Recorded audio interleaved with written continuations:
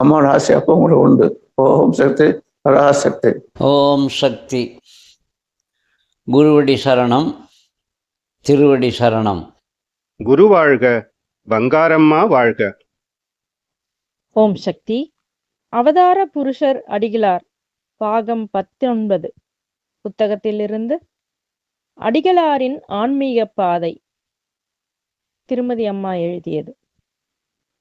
அடிகளார் அவர்களின் ஆன்மீக பாதை என்பது சற்று வித்தியாசமானது. அவர்கள் கடந்து வந்த பாதையில் எதிர்ப்புகளும் கசப்பான உணர்வுகளும் ஏராளம். வாழ்க்கையில் எடுத்த காரியத்தை வெற்றிகரமாக முடிக்க பொறுமையும் சகிப்புத்தன்மையும் எவ்வளவு முக்கியம் என்பதை அடிகளார் அவர்களின் வாழ்க்கை பாதையை கூர்ந்து கவனித்தவர்களுக்கு புரியும். காலம் வரும் வரை காத்திருக்கும் அந்த குணம் அடிகளார் அவர்களிடம் நான் கண்ட பெரும் சிறப்பு. பக்தர்கள் மேல் அவர் காட்டும் அளப்பரிய அன்பினை கண்டு நான் பல சமயம் வியந்திருக்கிறேன். ஆதிபராசக்தி இயக்கத்தில் ஈடுபாடுடைய பல லட்சக்கணக்கான பக்தர்களும் வீதி வீதியாக சென்று ஆதிபராசக்தியையும் அடிகளாரையும் பற்றி பிரச்சாரம் செய்து அதை கேட்டதால் இந்த இயக்கத்திற்கு வந்தவர்கள் அல்ல. ஒவ்வொரு ஆன்மாவிலும் ஒரு அனுபவம் இருக்கும். 30 ஆண்டுகளாக அவரவர் வாழ்க்கையில் பெற்ற அனுபவமே ஆதிபராசக்தி இயக்கத்தில் ஈடுபட வைத்துள்ளது. ஏற்றம் பெறும் கூட்டம் ஒருபுறம் இருந்தாலும் கேலி பேசும் கூட்டமும் இருக்கத்தான் செய்கிறது.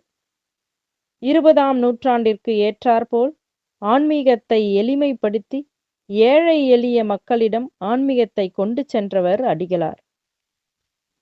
ஆதிபராசக்தி இயக்கத்தை பொறுத்தவரை பிரபலமானவர்கள் மற்றும் ஆழ்ந்த ஈடுபாடுடையவர்கள் செல்வந்தர்கள் அதிகம் இல்லை. பல மடங்களில் இருப்பது போல பிரபலங்கள் மற்றும் செல்வந்தர்கள் இந்த இயக்கத்தில் இல்லை. முழுமையான ஈடுபாட்டுடன் தொண்டு செய்யும் ஏழை எளிய மக்களைத்தான் நம் இயக்கத்தில் காண முடிகிறது. எங்கள் ஊரில் சொல்வார்கள், காஞ்சிபுரம் வரதராஜ பெருமாள் பணத்தில் பெருத்தவர், உத்திரமேரூர் வரதராஜ பெருமாள் ஜனத்தில் பெருத்தவர் என்று. அதுபோல இன்று உள்ள ஆன்மீகவாதிகளில் ஜனத்தில் பெருத்தவர் அடிகளார். காரணம், அவர் வளர்க்கும் ஆன்மீகம் பாமரர்களுக்காக. அதனால்தான் முதலில் ஆன்மீகத்தில் ஜாதியை ஒழித்தார். எல்லா இன மக்களும் எல்லா ஜாதியை சேர்ந்தவர்களும் என்னிடம் வாருங்கள் என்று இருகரம் நீட்டி அழைத்து கருவறைக்குள் நுழைய வைத்தார். இதுவே அடிகளாரின் ஆன்மீக பாதையின் முதல் படி.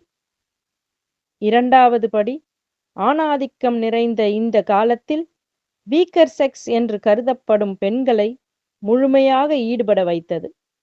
ஆதிபராசக்தி என்பவளே பெண் தெய்வம்தானே.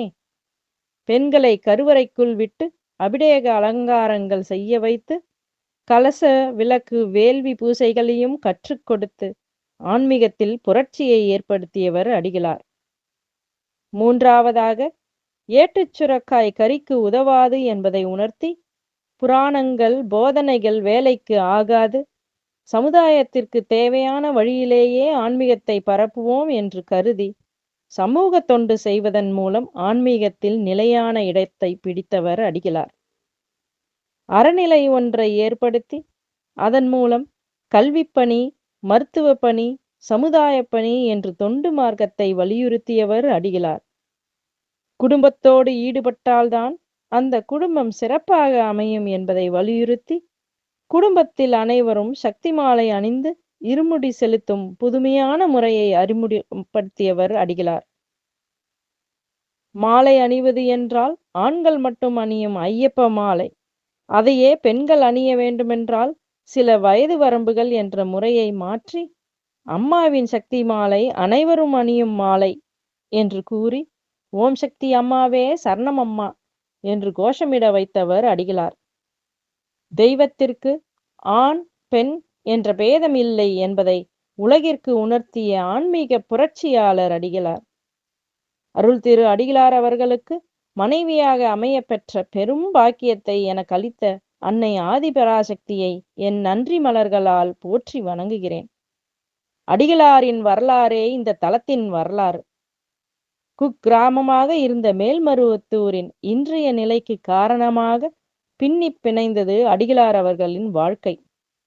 அவர்களின் வாழ்க்கை துணையாக அமைந்த எனக்கே அவர்களின் வரலாற்றை எழுதும் பேற்றினையும் கொடுத்த அன்னைக்கு என் இதயம் நெகிழ்ந்த நன்றி. ஓம் சக்தி. ஓம் சக்தி. ஓம் ஓம் சக்தியே. ஆன்மீக குரு அருள் திரு பங்காருவடிகளார் அவர்களின் திருவடிகளே சரணம் அம்மா. மேல்மருவத்தூர் சுயம்பு அருள்மிகு ஆதிபராசக்தி சித்தர் பீடத்துடன் இணைந்திருங்கள். பெல் ஐக்கனை கிளிக் செய்து புதிய காணொளிகள் பற்றிய அறிவிப்புகளை உடனுக்குடன் பெறுங்கள். ஓம் சக்தி.